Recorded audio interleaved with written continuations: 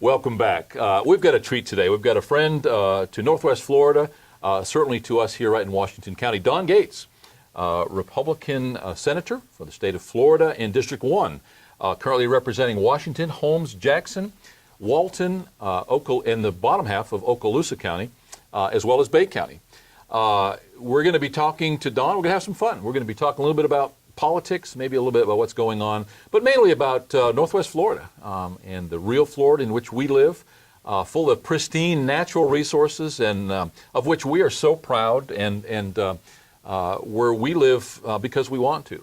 As always, we're going to be talking a little bit about what we have to offer here and the reasons why we indeed do live right here in Northwest Florida. You're watching Real Florida Magazine, and we will be right back.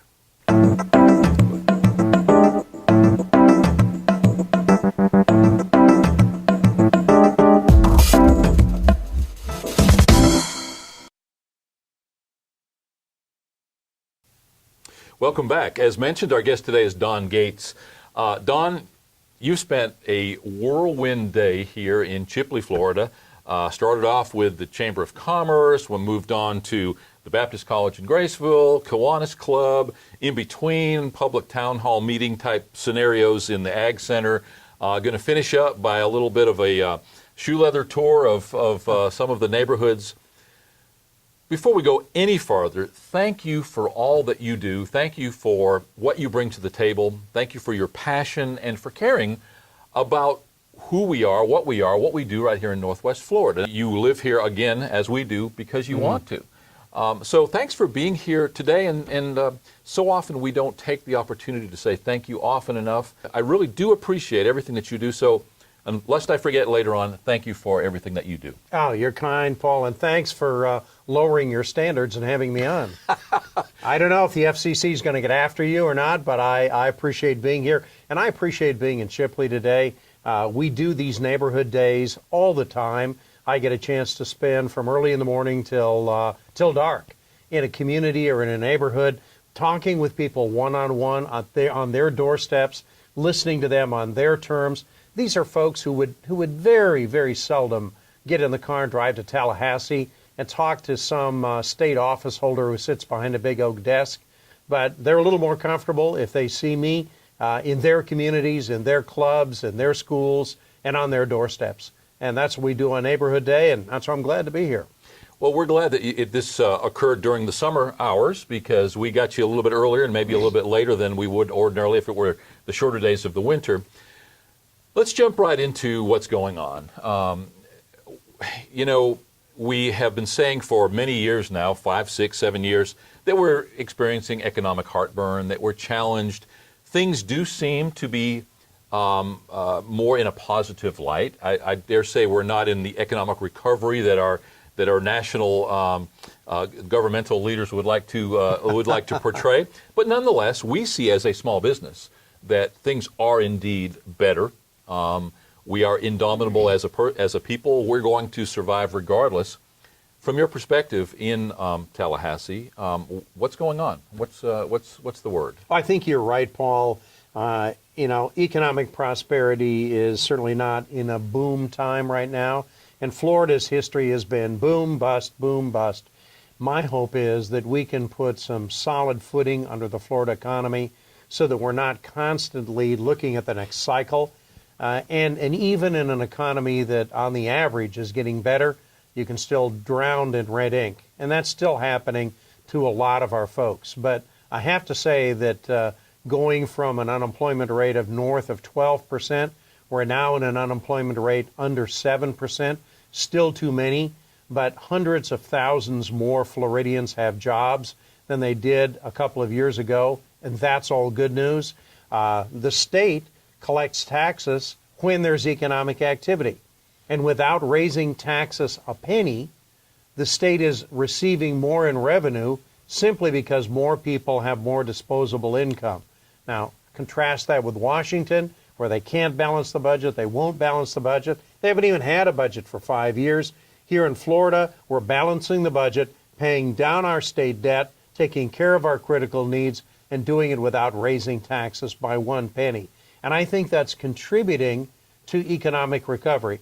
When government takes less money out of your pocket, extracts less from your cash register, allows you to keep more, and creates an environment in which small business can begin to perk along, that makes for more prosperity and more recovery for more people. And I think that's what's happening in Florida. Definitely a snowball effect, both ways. Negatively when those times happen, and positively when you have the fortune of representing the coastal areas of Okaloosa, Walton, Bay County. Tourism seems to be on the uptick. Now, everything is relative, and if you contrast it with those year or two that during the oil spill, or the perception of the oil spill, in reality, we know there was no oil on the beaches, but you can't tell somebody in Kansas that there's not when the national media is saying that the beaches are devastated. Yeah. Tourism seems to be, bed tax collection seems to be on the uptick. That's what we seem to be hearing. Is that what you're hearing? It is. It is. There are heads and the beds. There are people in restaurants. Bed tax revenues, which are a good indicator of how many people are coming into the area from Alabama and Georgia and other places. All of those indicators are pointing up. In fact, a lot of people are saying we've never had a better season. That's good. But we really have two economies here at least. We have a coastal economy in Northwest Florida, and then we have an agricultural, stable, small town economy of the kind that we have in Washington County. And my hope is that we'll be able to attract, and we are, more mid-tech and high-tech and service-oriented and supply-oriented businesses to this part of Northwest Florida because, you know, as you said, Paul, when we rely on tourism, and tourism's great, I love it, but when we rely on it and something like the oil spill happens, even the perception can cripple us. And then our other reliance is on the military, and we love the military, love military contractors, but now we're even seeing with sequestration coming out of Washington, when Washington gets the sniffles, we get pneumonia here in that part of Northwest Florida that's reliant on our military bases. So we need to build a third leg under the economy, and that's why I think what's happening in Washington County is important as we're beginning to see small businesses where the jobs are really created begin to perk along. The federal government seems to, at the very least, not embrace the growth of small businesses. They seem to be putting and I'm trying to be nice here, they're trying to put, it seems that they're putting every impediment they possibly can in the way of regulation and so forth in the path of small businesses. That said, the state seems to be making strides, attempting to get rid of some of that regulation, but we still have so much red ink. Did you know that in Bay County, a gentleman who's in the septic tank business can't go to the health department and apply for more than one septic tank permit per day? And so if he wants That's ridiculous. Well, if somebody wants to build 6 homes, and we have a friend who's in the septic tank inspection business. For a fee, he guarantees that you will be walked through the process. He can't submit more than a single application. Now, to me, that's absurd. And we have it happen on a local level right here in Bay County. What can be done about something like that? Or have you heard of such a thing? Well, this is the first time I've heard of that. We were able to get the septic tank law that was passed when Charlie Crist was governor repealed so that we wouldn't have these forced septic tank removals and inspections that were costing people or could cost people a lot of money. We got that repealed last year. But the notion of just saying you can only apply for one septic tank a day, I mean, that seems to be ridiculous. What can we do about it? I'll tell you this, since you've told me about it, I'll be talking to the state health department to find out what the statutory basis for that is. And if there's no statutory basis for that practice, it shouldn't happen. One of the things that we did do in the legislature this past year is to pass legislation that says these government agencies just can't make up rules unless there's a statutory basis. In other words, unless the legislature has passed a law from which these rules logically flow, unless the governor has approved it, these agency heads no longer have the authority in Florida to just make up stuff in order to get in the way of families or small businesses or anybody else. So thanks for the input and the heads up, and that's my homework for tomorrow. Well, and I'm going to be following up on that with you. I'm going to put you in touch with the gentleman who conveyed that to me. Thank you. And he's in the business, and I trust what he says is accurate. I know that it's not because they're overwhelmed with permits or applications for permits. I know that because construction obviously is, if not non-existent, it's certainly at an all-time low. Yeah.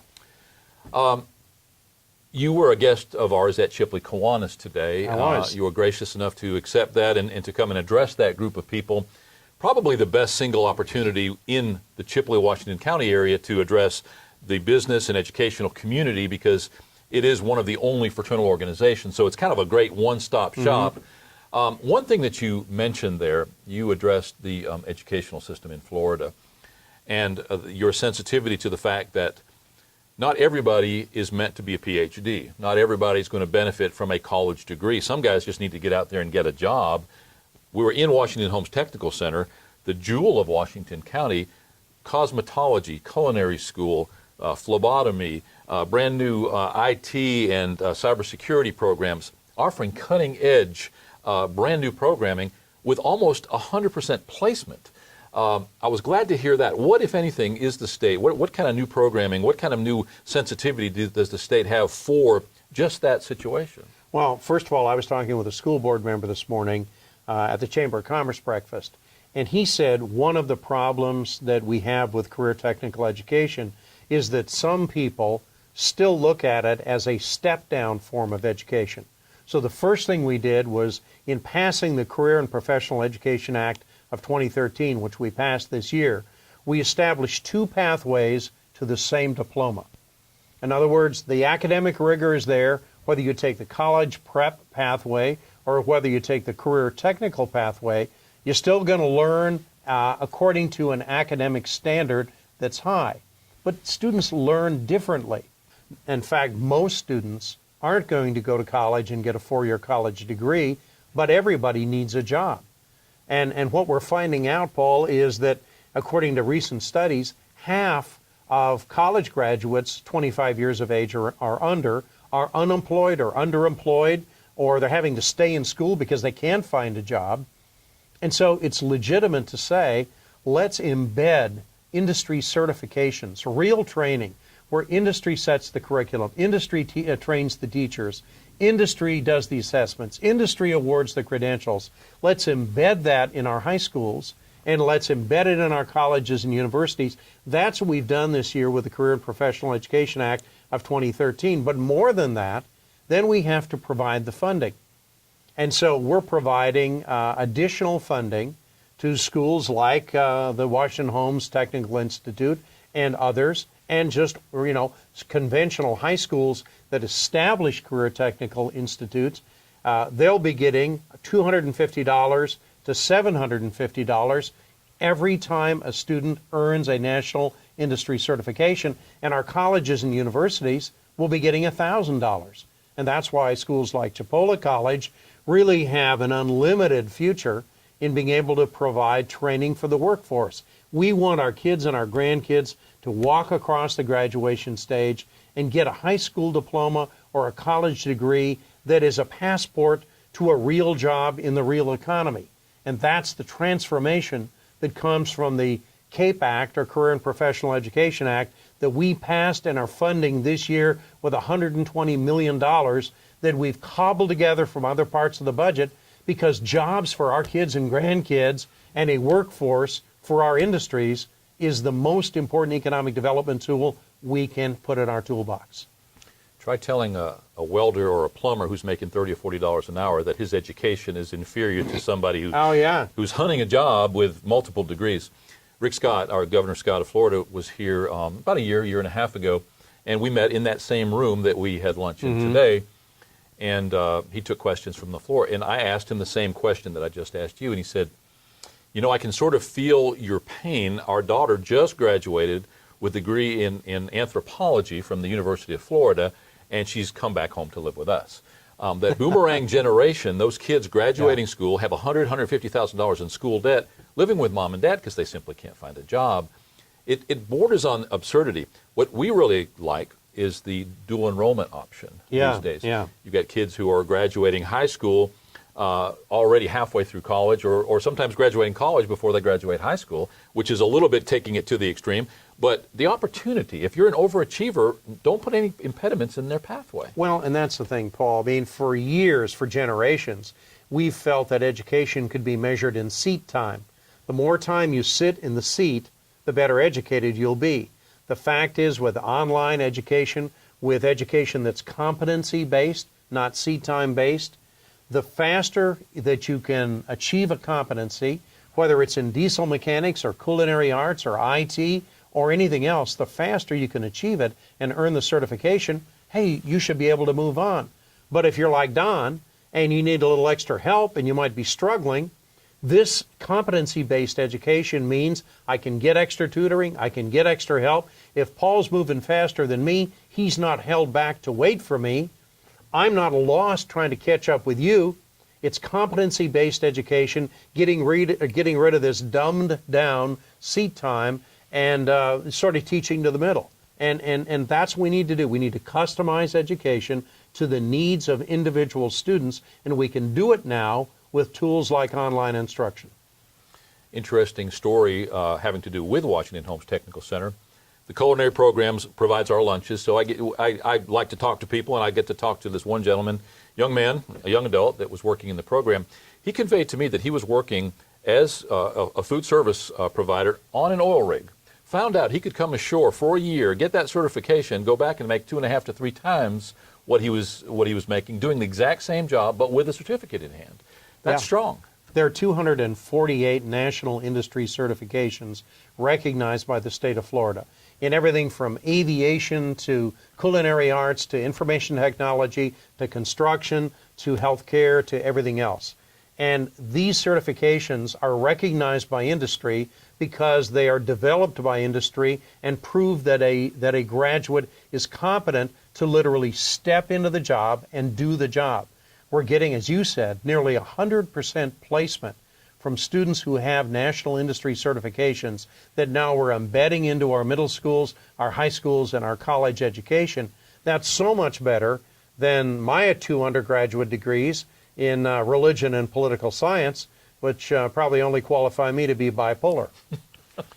When a mid-sized business starts looking at an area, for instance, like Washington County, the Chipley area, as a potential site for their business, they're looking at the amenities that area can provide their employees. You can't take 500 to 1,000, and I'm talking relatively small, mid-sized business, 500 to 1,000 people. They need to have recreation. They need to have a good education. They need to have some of the amenities. So it's a multi-pronged effort to prepare an area to be receptive or to be attractive to a business who wants to come in. We've succeeded so far in fending off most of those businesses who want to come to Washington County, unfortunately. But I think things are getting better. We still see some idiocy, well, like I say, within the regulation, especially from the state. You sort of quipped about dumbing down or lowering our standards. We actually enjoy Jimmy Petronas and Marty Coley and Brad Drake and Steve Sutherland and a lot of our elected officials. I know that you've got a very close, very good working relationship with all of them. I do. Talk a little bit about that. Well, in Northwest Florida, we have a small legislative delegation. We have to work together because if you go to South Florida, if you go to Miami-Dade County, there are more senators within a 30-block area in Miami-Dade than there are in the whole central time zone. So we need to work together, and we do. We don't always agree, but we need to work together, particularly with respect to economic development and education, which is, in my view, the biggest piece of economic development. If you don't have a trained workforce, you don't have the basic essential for a company to stay here, to grow here, or to come here. It really is essential. Now, the other thing is that if we look at economic incentives, like enterprise zones, there we have to stick together because there are folks elsewhere in Florida who say, well, enterprise zones aren't that important. Well, they're important to Washington County. They're important to Jackson County. 40 or 50 or 60 jobs makes a big difference in Northwest Florida. You get down to Orlando, 40 or 50 or 60 jobs doesn't make much of a difference. People kind of yawn. That's why when we passed the Oil Spill Recovery Act 3 years ago in the legislature, and I sponsored it, and the taller, younger, smarter Gaetz, Representative Matt Gaetz, sponsored it in the House. That legislation provides that for a 3-year period, Northwest Florida had a presumptive preference in the use of economic development incentives and dollars so that we could get that third leg, other than the military and tourism, under our economy. And that means we've been able to bring in businesses that brought us 30 or 40 or 50 or a couple of hundred jobs, because that's a big deal for us. And that's as much of an economic boost to us as somebody bringing 500 jobs or 1,000 jobs to Orlando. So, small businesses create more jobs. And at small businesses, we need to encourage and support if they're here or if we can get them here. Not unlike the area in which you live, Washington County is a bedroom community. We have the opportunity for our folks here to work in Dothan, Panama City, Tallahassee, even as far west as Crestview or Pensacola in some cases. And we have that infrastructure of transportation that allows that. North, south, east, west. We enjoy a great system of highways, interstate. One question that you fielded at lunch today had to do with Highway 77 and the opportunity for growth, but also in some cases, nobody likes change, obviously, but just like in the case of Vernon, Florida, where something has to give in order to make room for that. Do you have an idea off the top of your head right now, the funding or scheduling for Highway 77 north of Lynn Haven going that way? Highway 77 is a critical north-south artery in Northwest Florida, and particularly for this part of Northwest Florida. So as the President of the Senate, I was able to work with the State Department of Transportation and get funding. We got about $169 million for bringing Highway 77 and Highway 79 up to par so that we can four-lane them and we can make sure that we've got a real artery here to get products and services to market.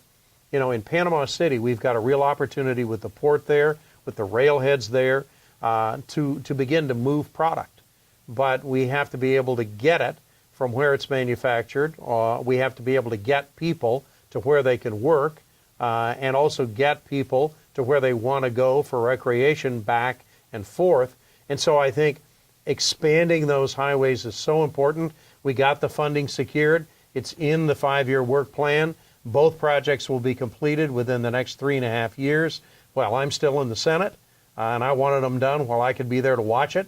And I guess it's one of the advantages of being president of the Senate is to be able to influence some of those infrastructure decisions so that Northwest Florida is not left behind. Well, and we're very appreciative of that fact. We enjoy a foreign trade zone right here in Chipley at the industrial park.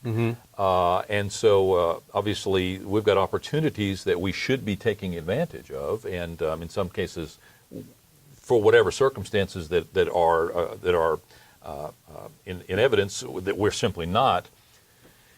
We've got huge opportunity here. We've got huge opportunity to attract. We've got good people. We've got a willing and ready and educated workforce. We've got great transportation. We've got rail. We've got interstate. We've got easy access to Port Panama, as you point out. Why have we not attracted business? And I know that this is sort of a generic question, but and we're one of many communities, probably within your purview, that are in this situation. We see things happening elsewhere. What is the missing element, in your opinion? I think every deal is a little different. In my background and in my business life, I started a company with a couple of friends, and we expanded it. It became a national company. We took it to a lot of different states. And the big issue for us, and we were in the service business, the big issue for us was, is there a qualified workforce, and what's the regulatory environment?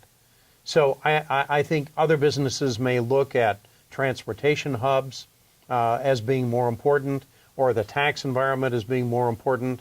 But clearly, as I talk with business leaders who are here and want to expand here, who are thinking about coming here, it's a constellation of things. You mentioned them. I think we have to have a quality of life, and we don't have anything to apologize for there. I talked to a guy yesterday who said, I'm a tax and toll refugee from New Jersey, and I'm so glad to be in Northwest Florida, in rural Northwest Florida, and he is. But so I think the tax and toll kind of environment is important. But I just keep coming back to workforce. I talked to a business just the other day. They happen to be in the medical software business, and they're adding 300 more jobs in Northwest Florida, and they got some financial incentives thanks to the Oil Spill Recovery Act that I sponsored. But they said, thanks for the economic incentives, and we know we don't get them until we provide the jobs. It's not faith-based, it's results-based. But now we've got to find 300 qualified people. And again, like you said, Paul, they're not looking for PhDs. They're looking for willing workers at a mid-tech and high-tech level who can be software developers. And listen, they can drive 40, 45 minutes. They can come from Washington County. They can come from Chipley. This company happens to be in Panama City. That's fine. So it's making sure we have a qualified workforce. And I think the CAPE Act that we passed helps rural communities in North Florida be able to do that. But it's also the regulatory environment. We can't make it tough for people to be in business.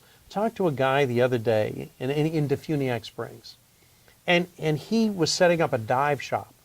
And he said, you know, it's really lucky that I am retired military, and I was able to sort of stay, you know, making my mortgage payments and feeding my family for the 6 months that it took me to get through all the local and state and federal regulatory processes. Now, in his case, the federal and the local processes were more troublesome to him than the state processes.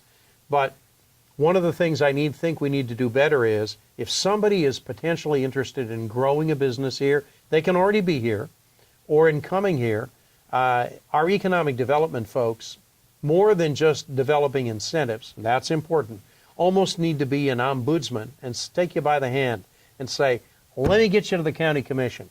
Let's cut through the red tape. Let me get on the phone. I'll get Don Gaetz, our senator, to sit down with you. We'll cut the red tape at the state level. What can we do to get the business done and done quickly? Because in my experience, time is money. Once you make a decision to expand somewhere, if you begin to get held up in the regulatory process for months, pretty soon you get a wandering eye and say, well, is there somebody who really wants me as opposed to this place? So I think having somebody who is an ombudsman who can walk you through the process. I'm happy as your senator for Northwest Florida to help out wherever I can, walking you through the state process. And then make sure you got a workforce and a regulatory environment that says we want your business, as opposed to, you know, we're going to set up hurdles for you to jump through. It's easy to be cavalier, and I don't want to give you the perception or the idea that I'm reveling in complaining. Again, we live here because we want to. Yeah. Some 40 years ago, I'm here as a refugee after some 40 years here from what we call Taxachusetts, home of the excise. People's Republic. Home of the excise tax. And so don't think for a moment that this is other than an effort to make things better than they are. And if we ever stop trying to do that, then shame on us. Yeah. But we really do believe that we live in what we call the real Florida as it pertains to the state, but probably one of the singularly best places in the world to live, at least in my experience. I've had the opportunity to travel a lot, and this is God's country. This is definitely an opportunity to have a relaxed, quality lifestyle in a pristine, natural setting, enjoying all that we have here if you're an outdoorsman, but still being able to enjoy the proximity to Tallahassee, Yes. Dothan, Panama City, enjoying the world's most beautiful beaches 45 minutes or an hour away. Yeah, yeah. What's going on in the coastal areas of Okaloosa County, Walton County, that we may not know about? Are things pretty much echoing what's happening in Bay County? Increased bed tax revenues, things are on the upswing. What's going on over there? I think that's right. I think your characterization is correct. I think across coastal Northwest Florida, you're seeing an economic uptick in tourism. But the other thing you're seeing is the effects of the federal government's inability to control itself. And let me just say, if you're near a military base, if you know anybody or have loved ones who are tied into defense contracts or to the military, this sequestration is really a hard-hitting thing. I have been visiting National Guard units around the state. And, after they get done presenting the colors and saluting and having the brass bands and all of that, then I try to pull these young men and women over to the side and say, just talk to me. What's going on? And one young man said, I don't know if they're going to tell you this, but we've got people from our National Guard Armory here. This happened to be in Brooksville in Central Florida, who are deployed in war zones right now, who on the 8th of July will be handed notices saying, when you get home, welcome home, you're going to be furloughed and we're going to cut your pay by 20%. We've got aircraft, helicopters, fixed-wing aircraft that are essential in controlling wildfires and dealing with hurricanes and other emergencies in our state that have to be maintained constantly. National Guardsmen took me out into the hangars and said, because the federal government can't develop a budget, gosh, I'm being told that I can't come in on Mondays and take care of my helicopters. Well, when that happens, you can't just cut back on maintenance by 20%, hope everything's going to work out.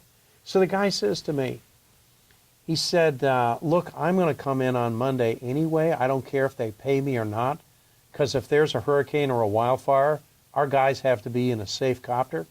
But he said, they're telling me I can't come in. He said, Senator, I hope there are no hurricanes or wars on Monday.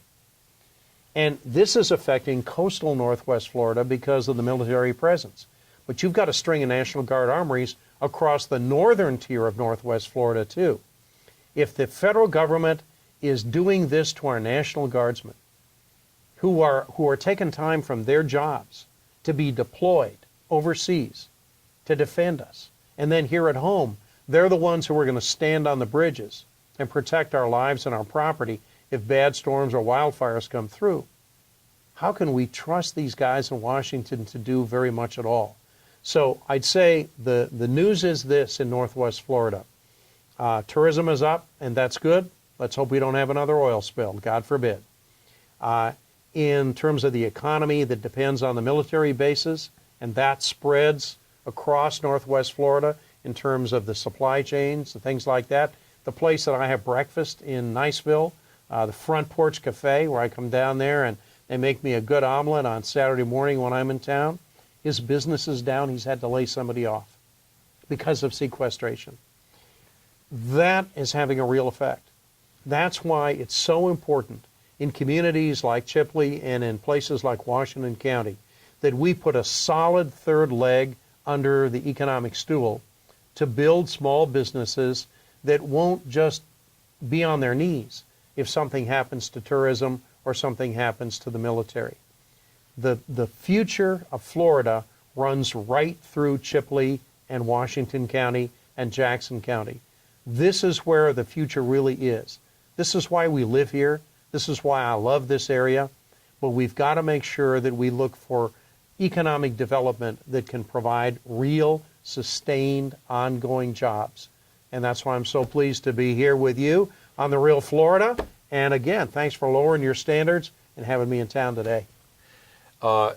We have gotten reports that in the tactical and strategic Air Force bases of Eglin and Tyndall that they've cut payrolls, they've cut funding to the point where some crews are no longer meeting qualification standards. That if they had to, in an emergency, take off, some of them simply don't have the hours. Kind of like telling the bus driver that he can't, he can only have this much gas, and he needs but Exactly. So it points out the problem and that's not National Guard, that's active military. So obviously a very far-reaching problem. Next time you come, I'd like to talk a little bit about offshore drilling. I'd like to talk about another dozen subjects, but let's do it. Thank you for taking the time today. I know that you're anxious to get out there and burn up a little bit more, whatever's left of your shoe leather. Thank you for spending the day here in Chipley. I hope that you enjoyed your stay. As always, it's been a pleasure to have you. I got the opportunity to see you in several different venues in the course of the day. It means a lot to us as constituents to see the folks for whom we vote not just come and glad hand and slap on the back and kiss a baby, but actually spend some time, be able to absorb, be able to understand some of our local problems. And no matter how much time you spend in any area, obviously the more time the better. And we appreciate that. Well, I got a lot of homework. I got a lot of input. I got a lot of guidance today from people who are out there on the real edge of the economy, who deal with real issues. And that's why I love being the senator for Northwest Florida.